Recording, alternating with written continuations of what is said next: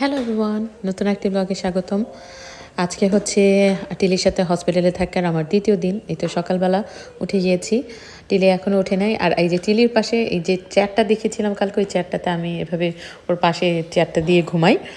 আর কারণ বারবার সে উঠে তার গায়ে হাত দিতে হয়, যদিও আরেকটা বেড আছে, বাট বেডটা আমি খুলি না।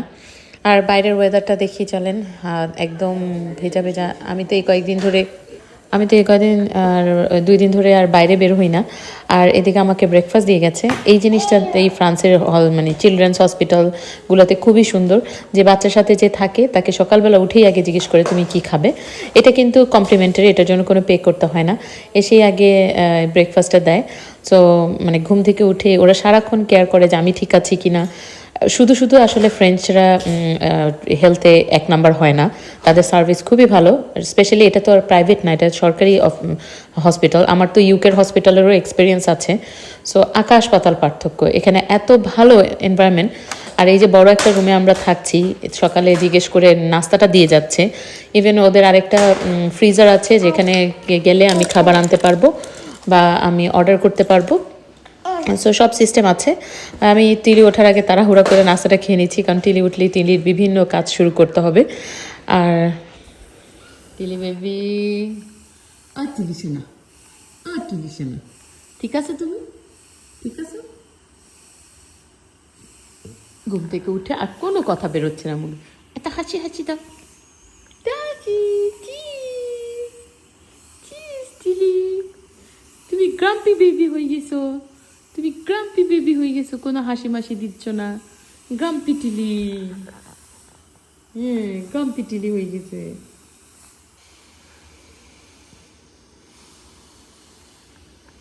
এই বেবি এই হাতটা এদিক দিয়ে বের করে দিয়েছে, যেন আমি এরকম ধরতে পারি।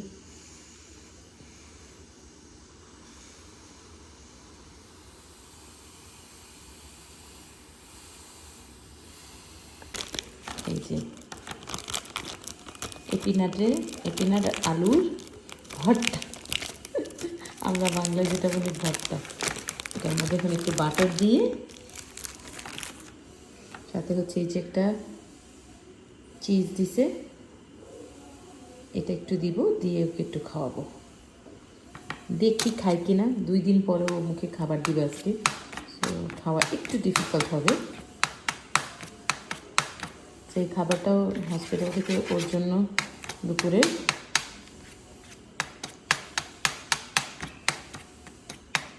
আর একটা কম্পট,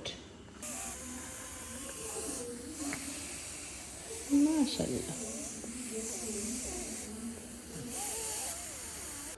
টিলিকে খাইয়ে টাইয়ে বসেছে। এদিকে তুলসী কল দিয়েছে, সে একটা দাওয়াতে ছিল আজকে, ওরা দাওয়াতে যেতে চাচ্ছিল না। আমি বললাম যে না যাও। সে ফোন করে দেখালো যে কিভাবে চুল বাঁধবে বা কি ড্রেস পরবে, আর তারা সব কিছু আমাকে দেখাচ্ছে। আর এদিকে টিলি একটা ঘুম দিয়ে আবার উঠেছে।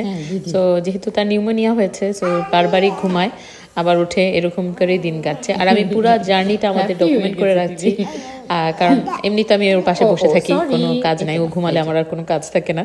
সো তখনই বসে বসে ভিডিওগুলো এডিট করি, ভয়েস দিই, এটাই আমার কাজ হয়। আর তো টিলিও যখন বাসায় যায়, বাচ্চারা আছে, ওরাও খালি দেখতে চায় যে টিলি কিভাবে আছে, কি করছে, ওদের খুব আগ্রহ থাকে। আমি ভিডিও কলে কতক্ষণ পর পর দেখাই, তারপর ওরা ওয়েট করতে থাকে যে ব্লগ দিলে আমি দেখবো যে টিলি সারাদিন কি করেছে, মা সারাদিন কি করেছে।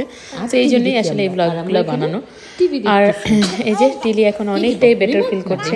যদি সে ভালো থাকে, বলেছে কাল পরশু ছেড়ে দিবে। আর ওকে ভেন্টোলিনটা এরকম নেবুলাইজারের মাধ্যমে দেওয়া হচ্ছে। নেবুলাইজারটা দেওয়ার পর সে আরাম করে একটু শুয়ে পড়ে, শুয়ে একটা ঘুম দেয়। ছোট মানুষ তো অনেক দিন ধরে ভুগছে। সো আসলে ঠান্ডা সর্দি লাগলে সারাক্ষণ খেয়াল রাখতে হয়। আমি যদি এইবার না আনতাম টাইমলি, তাহলে আরও খারাপ হয়ে যেত তার শরীরটা। তো আমি টাইমলি আনাতে আর বেশি মানে গুরুতর হলো না। অনেক সময় তো এই চেস্ট ইনফেকশন থেকে বাচ্চাদের একেবারে ভেন্টিলেশনে পর্যন্ত চলে যেতে হয়। সো এই যাদেরই ছোট বাচ্চা আছে, স্পেশালি ইউরোপে হোক আর বাংলাদেশেই হোক, যখন দেখবেন যে পেটের কাছে আর গলার ঠিক নিচে নিঃশ্বাস নেওয়ার সময় খুব বেশি দেবে যাচ্ছে, তখনই হসপিটালে নেওয়ার কথা চিন্তা করবেন। কারণ এরপরে যদি হসপিটালে না নেন, তাহলে বেশি আসলে দেরি হয়ে যায়। সো এরপরে সব বাচ্চারা আসবে আমাকে দেখতে। একা একা কেক খাইছো? আরে তোরে আর আমার একরকম লাগতেছে পুরা, দেখ আজকে আরো বেশি লাগতেছে। I miss you too. Monday, Tuesday সকালে ছাড়বে বুঝছো? Okay.